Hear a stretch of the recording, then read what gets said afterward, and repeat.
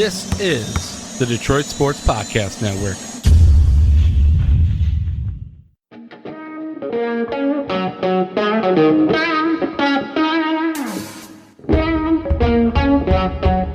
The biggest icon in podcasting.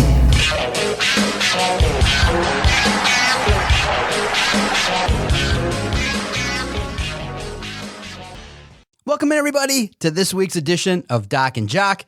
I am the Doc, John Macaroon. Normally, Adam would be here across from me, ready to debate, ready to complain at the highest levels about the Detroit Lions. But this week, he is vacationing in Mexico, having a good time. He deserves it. Hard worker, enjoying the sun, some tequila. Make sure you stay tuned next week as we break it all down. I'm curious how, I'm hoping that he doesn't end up in some Mexican jail down there. I know he's going to listen to this, so, he works hard. He definitely deserves himself a vacation. So we're going to talk about this week. Obviously, the Detroit Lions heading into an important Week 2 matchup. Look, they're banged up. It's a squad that is really hurting, and it's unfortunate because it's not really the best full-on assessment of Matt Patricia and his squad when some very key contributors in Kenny Galladay, Jeff Okudah, and you lose Trufant and Coleman in the game against the Bears. So it's not really the best and most fair assessment of Matt Patricia, but unfortunately it's the National Football League and teams have to deal with injuries, and this goes to the depth on the roster. So obviously everybody still to this day, as I read my messages at Detroit Podcast, everybody's pissed, everybody's unhappy, and they deserve to be. I mean, the Detroit Lions again found a way to lose a game in which they deserved to win. They were up by 17. They did the work. And that's despite a boneheaded play by Jamie Collins. That's despite injuries to Trufant and Coleman. The team was playing semi-decently. But then when it just, for whatever reason, when it comes down to crunch time, this team and this collection of players just doesn't have enough to figure out ways to win games. And look, you can make the excuse, they didn't have a preseason.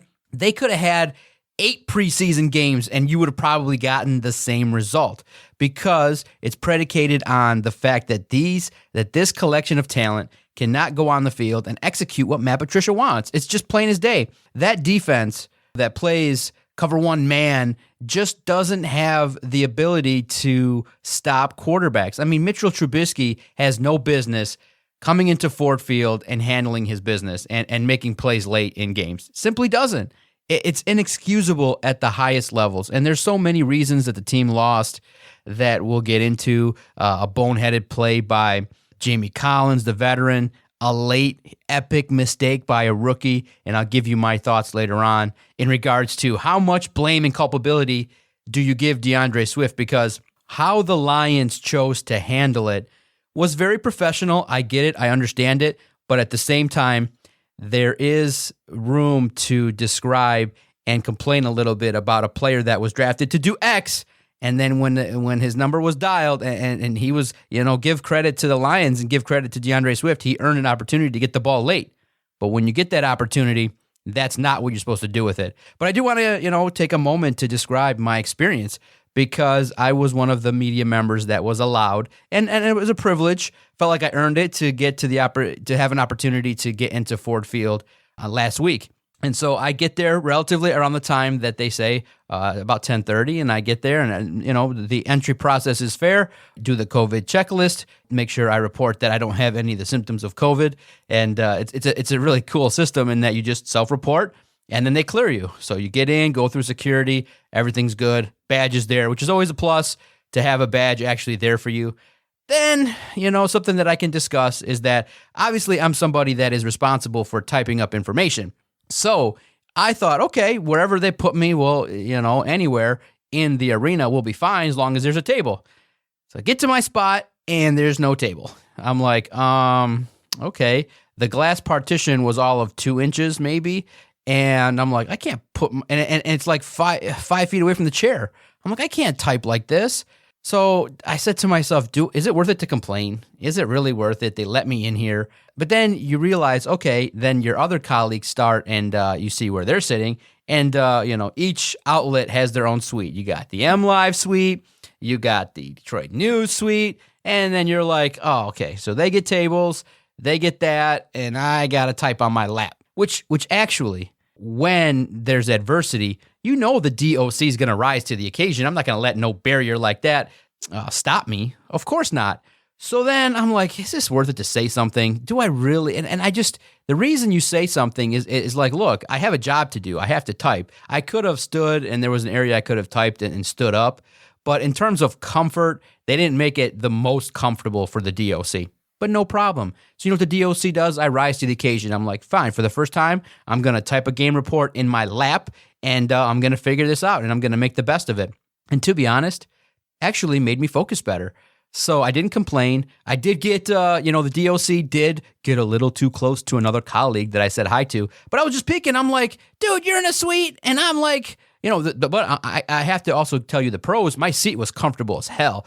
So I was comfy, but it's just not the easiest to type with the computer in your lap if you're not used to it.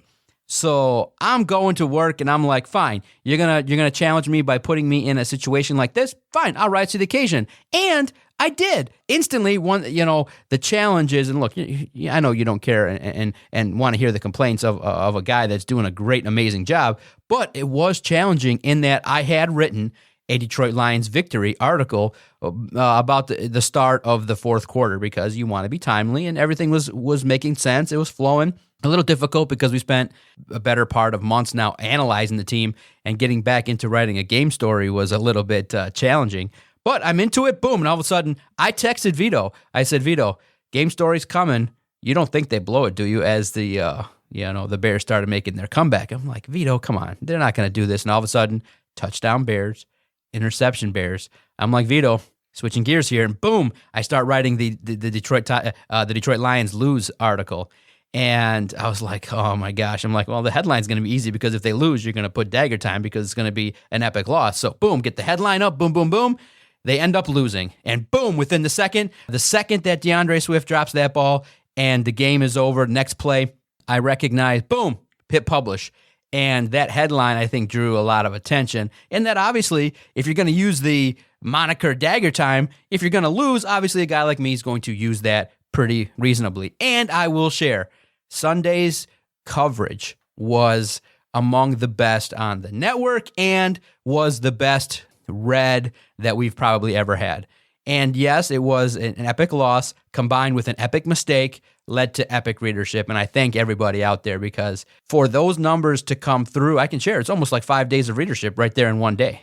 So for those numbers to come across, I'm eternally grateful because you guys put me in this great opportunity to be able to cover the team. And I'm really, to be honest, I feel like it's a trade-off. I write whatever I want about the Lions, irregardless of who cares, irregardless of whatever headline I'm going to write. It is me. It's my decision. I feel like it's a trade-off. If I'm going to write, the Lions are epic failures, then they got a right to stick me in the least favorable position. It's a trade-off. And really, I'm easygoing. I don't care. Actually, you could have just not even given me a seat. I'll rise to the occasion. So I'll personally challenge the Lions. Make it even harder on me. Don't even give me a chair. Who needs a chair? Make me stand up. Don't even let me put my computer down. I don't need it. I'll rise to the occasion. And that's what I pride myself in is I don't want to be a complainer. It's a trade-off. Leave me alone. Let me bitch and complain about your team and let me into your building. And it's a fair trade-off. But, another person I think would actually say, you put me next to all the stringers and all the TV people. None of them are typing. I'm the only one here in this section that's typing. So, it's hard because, I'm not that guy. Really, I don't care. I don't have that urge to just waste my time and go, hey, can you just give me a table? Because if you're not going to give me one knowing my position, then I haven't earned it. And it's not a big deal because I rose to the occasion. Big numbers, baby. Thank you guys so much. I just can't thank you enough. Big number Sunday. You came, you read, and year 2 is off to a great start. Obviously, for your team, for the Detroit Lions, more of the same. Poor defense, lack of coverage, conservative from Darrell Bevell. Really, it's more of the same. Kenny Galladay doesn't play. Your star wide receiver, Kenny Galladay, is not on the field. Jeff Okudah, not on the field, number 3 overall pick. And he's not there to aid the cause. And your 2 veteran corners go out. Really, it was just like, oh, this is the Lions Super Bowl of shit that's going on here. It's the complete epic failure that this organization is known for is happening. Holy smokes. And it was just, as you're sitting there, you're like, you can't even get mad. As I was sitting there, I'm like, well, worth a text to Vito, worth it to tell him, hey, this can't happen, right? But, oh, yeah, it can happen. Absolutely, it can happen. The Detroit Lions, really, it's just a situation when you start to explore it and you realize not much is going to change. Not too much is going to change with that Detroit Lions defense. And it's not fair to really, have the opportunity to look at this team and say, how do you rate this team? What is this team really about? Because of the injuries. I don't say I give them a pass, but this is not the full collection of talent that we're evaluating. But in my opinion, my honest opinion would be it was going to be a struggle to get those first 2 W's. I felt like, Mitchell Trubisky had owned the Detroit Lions, and I wrote it. I previewed it on SI All Lions. I said, until the Lions show me that they can actually make a play late, this is what's going to happen. This is predictable. That's the disgusting part if you're really sitting here. A team that's known for making mistakes made a bunch of mistakes. And obviously, even though the Lions defense made mistakes and let Trubisky, do his thing, let the Matthew Stafford making the mistake, the call that Matt Patricia made backfired in terms of sending out Matt Prater, who should have made the 55-yarder. He didn't. Obviously, it looks like that Matt Patricia really should have tried to pin the Bears deep. That didn't work. But despite all that, despite the chaos, Stafford did his job late, led the team right up right up the field, marched that team right up the field. And you're right there. And you have an opportunity, you throw the ball right there in the corner of the end zone, wide open, DeAndre Swift. It's a beautiful play call. Credit to Darrell Bevel. It is a beautiful play call. You've seen the videos of all the disappointed fans. Everyone's excited. It was perfect. And then all of a sudden, it was absolutely silent. Because why? The drone. He dropped the football. DeAndre Swift did not make the play. And you recognize, man, what a missed opportunity for the Detroit Lions to get the W. What a missed opportunity for DeAndre Swift to be the hero in game 1. And it's his fault. You can't say that DeAndre Swift is not culpable for the mistake that he made. Look, he's a professional. His check cleared. Now, this is not to say that he's going to be a career bust or that he's a player not worth taking by Bob Quinn. But when the first moment came, he didn't drop a pass. Everybody listening, he did not drop a pass his senior year of college. But once he gets to the Detroit Lions, he drops the game winner. He's a professional. This is big-time professional sports. The ball is in your hands. So while, yes, I understand that he's young and that he obviously would have felt devastated because he knew. Why did he feel devastated? Because he cares. Because he knows that it was his fault. He can't, walk into that room and not feel bad. Obviously, it's his teammate's job and the coach's job to uplift him because he's got a job to do. He can't let it get into his head and affect him. Now, this is an ultimate test for him. How does he rebound? Does he let this define his career and become a shell of himself? Or does he say, no, this will never happen again? Does he spend the extra 2 hours catching 1,000 balls so that it never happens again? If that's the case, then it's fine and it was worth it. But if he becomes a head case and can't get himself out on the football field, then you know what? It needed to happen. We can move on. We can get to the next player that will we'll figure out a player that will step up in crunch time. Obviously, they thought that it would be Swift. That's why they dialed the play to him. Credit to him to get that respect early on. Now it's all gone. Stafford was asked, would you throw that ball to him again? Yeah, he said publicly, 100 out of 100 times I throw it. Well, you'd be unwise to do that next time. Why don't you find the guy that's, maybe 6 feet taller in TJ Hawkinson? Why don't you go find a player that has proven to be a little bit more productive at this point in his career? Why don't you look for Marvin Jones? Why don't you look for somebody else just for the next time? Because a player that drops the football, in my mind, you don't get the next one. You get maybe the second one after. You get, I'm not gonna look your way. I'm gonna, just let you know subtly that you cost me a football game.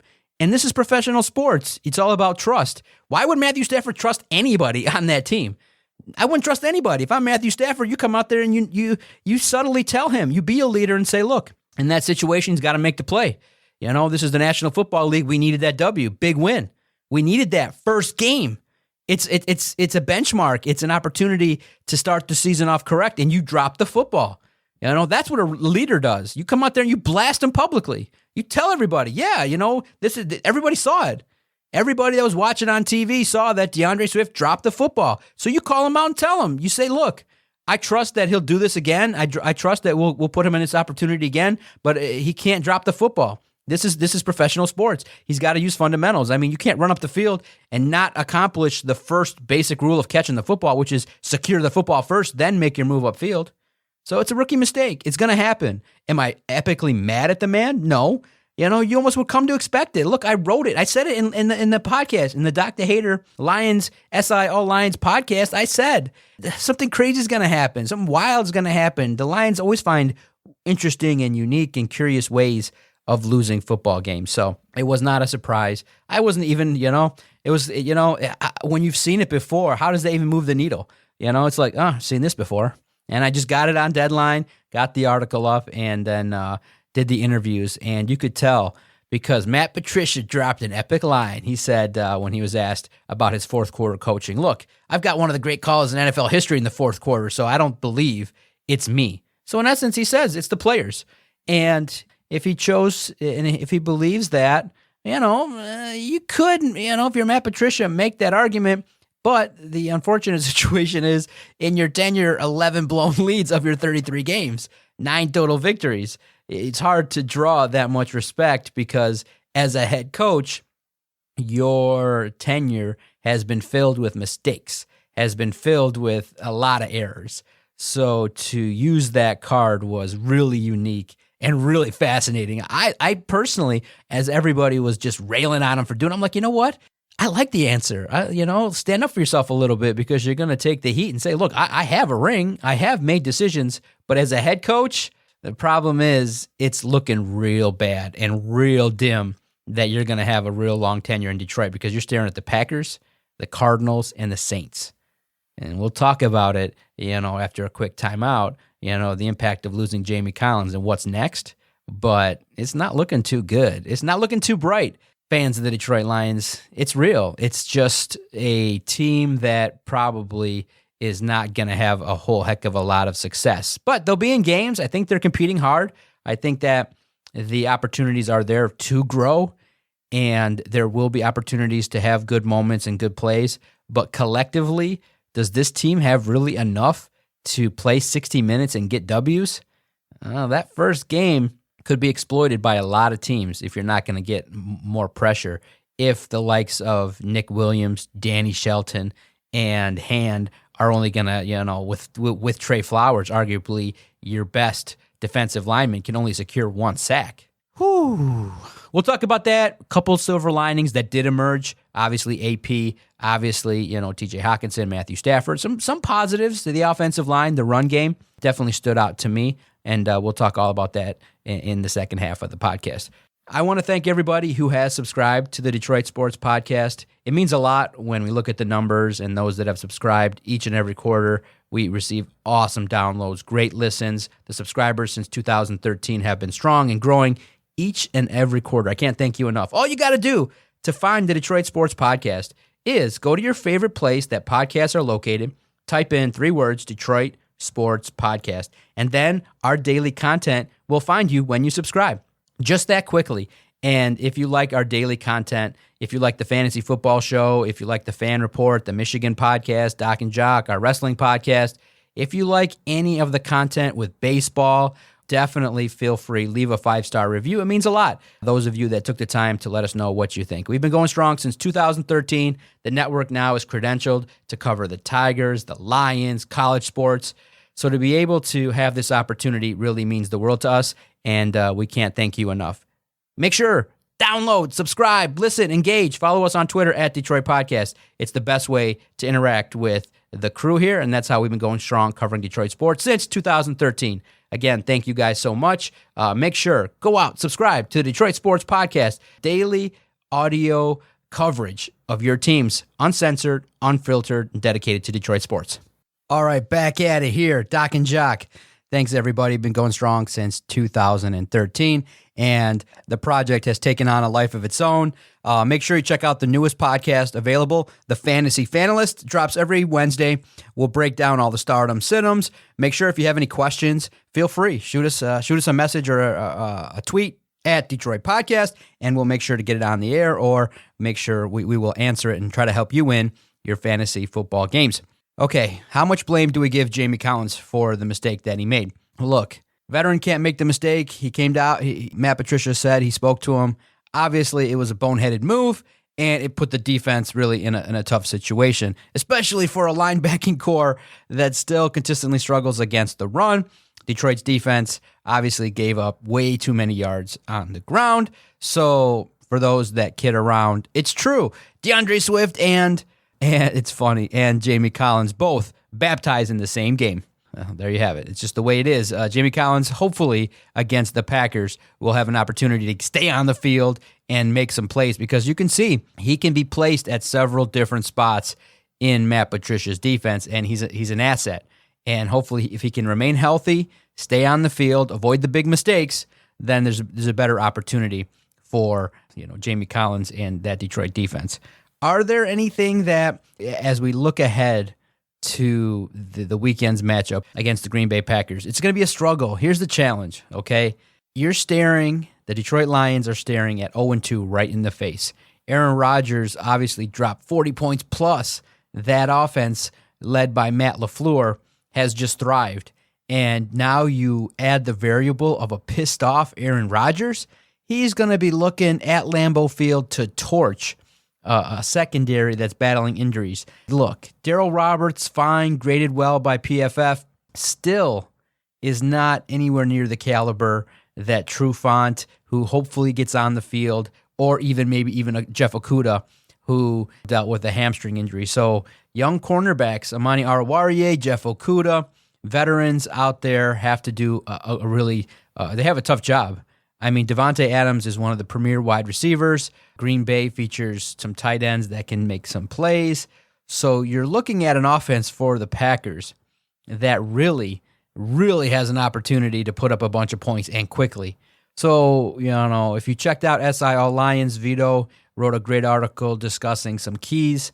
And obviously, I think I agree with really all of them in that you got to turn opportunities in the red zone into touchdowns instead of field goals. You got to bring the pressure. See, the thing that is tough is, as I record this, is that everybody knows that Matt Patricia's defense does not bring a lot of pressure. I mean, similarly, 8 blitzes, 7.9 or so was the average last year, and around that number of blitzes occurred against the Bears. Just 8.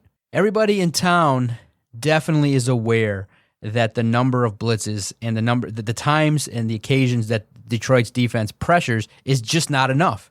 But are they going to change it? I just feel like in the philosophy that Matt Patricia is bringing to the table, he does not care about how many yards are given up. It's just, hey, get off the field at crunch time, give up field goals, and that's that. Key thing is the margin for error is so thin that Detroit really only made one turnover, but that was enough to cost them the game. They did not force any turnovers, and that was a problem last year in that there was not a lot of interceptions, not at least at the level that other NFL teams produced. And now you have this situation with the injuries to the secondary. I mean, look, no disrespect to Chris Jones, but he's somebody that in 2008 didn't make the Lions roster, and he got cut by the Cardinals. So all of a sudden, we're going to expect that Mr. Jones is going to come in and handle business. No, I feel like it's impending doom. Yes, there's silver linings. Yes, I don't think that they can make the same mistakes. I think there will be growth. But just the amount of practice time, how they're utilized, the injuries. I mean, Kenny Galladay hasn't practiced pretty much all week. Wednesday, Thursday, I believe, will show up on the injury report, which dictates that this hamstring injury is being cared for ever so gently. Still without a contract. So I just can't sit here today on Thursday and predict that the Detroit Lions are going to come away victorious at Lambeau Field. I just can't. I see it 34-21, 34-24 in that neighborhood. I think it'll be a fun afternoon. I think it'll be interesting to sit and watch that contest. But do I see Matt Patricia going toe-to-toe in a winning favor over Matt LaFleur? After now, to think about it is that Trubisky and Matt Nagy, Matt Patricia's 0-5 against the Bears in his coaching tenure. 0-5! How is that possible? It's just, at a level that is now bordering on ridiculous. So we are now opening up that subject. If we stare into the future and we now look ahead and we say, Lions are about to take on the Packers, maybe tough to get a win there. Taking on the Cardinals, you did play well for a half. Kyler Murray, though, 1 year more experience. I don't know. I don't see it. I think that the challenge that Arizona brings at the same time, it's hard to look to the Lions right now to be positive. There are some silver linings. The offensive line, Adrian Peterson, obviously Stafford, and that offense has room for growth. But overall, by and large, the Detroit Lions as a whole collectively just might be on the verge of 0-4. What does that mean? Do you and are you willing, if you're listening to this, are you willing at this point in time to move on from Matt Patricia at 0-2, 0-3, 0-4? Are you willing to move on from this regime right in the first quarter of the season? Generally speaking, I feel like a lot of people aren't in that boat just yet, but I think there might be just one loss away, and especially depending on how they play. If the Lions lay an egg on the road, if they look unprepared, I don't know. I don't know how Matt Patricia survives this tough situation. I just think that the task is too great. I think that in regards to the talent that's on the field, I think that there are way too many variables, way too many hurdles that this coaching staff is having to deal with. I mean, the one thing that I would have liked to have seen is how a healthy and fresh Jeff Okudah, how a healthy and fresh and rested Kenny Galladay would have been. I just wonder why they did not make their way to the field. How did they get hurt? Soft tissue injuries, yes, aside, and they're going to happen, and it's a freak thing, but I think that in a year where the health of the team was so critical, for that to not happen, to not show up game one, not ready, not fully stocked with everybody that you need to have, really disappointing at the highest levels. So to recap, I was in the building. The environment I felt was great in that, you got to hyper-focus on what was going on. At one point, I could hear one of the Bears, I think it was Khalil Mack even, just really ripping into the team after a long drive by the Lions. You got kind of more of an inside feel. Being at Ford Field earlier in training camp kind of set the scene of what it was going to be like. So I was there. It was surreal, writing on deadline and having information to be cranked out. And then the other interesting note was I did do a live video. I was able to report on the Jamie Collins ejection, and that was also fun too because I had to ask permission and try to figure out how to accomplish that in a COVID world, because you just kind of feel like, okay, the number one thing they're trying to accomplish is distance. You don't feel like, where in years past you were right on top of other reporters. Now you get a lot of space, a lot of personal space to do your business. So while I liked it, it was surreal. And then the one thing that was really, and a lot of people that were present noted, when there was a delay because of an injury, all the noise was stopped. And it was eerily quiet, like just this blank, empty canvas of presence that was really unusual to be a part of. But I did stay longer than I would have in years past. I did a lot of the coverage and got out of Ford Field about 7 o'clock. There was still light out, but I do, obviously after I complained, I do want to thank the Lions because last year they put me at a farther parking lot. This year I'm right across from the building. Massive, massive help. So I will thank them. It's a give and take. Thank you for the close parking, but no thank you for the lack of a table for a guy who needs to type. Hey, you win some, you lose some.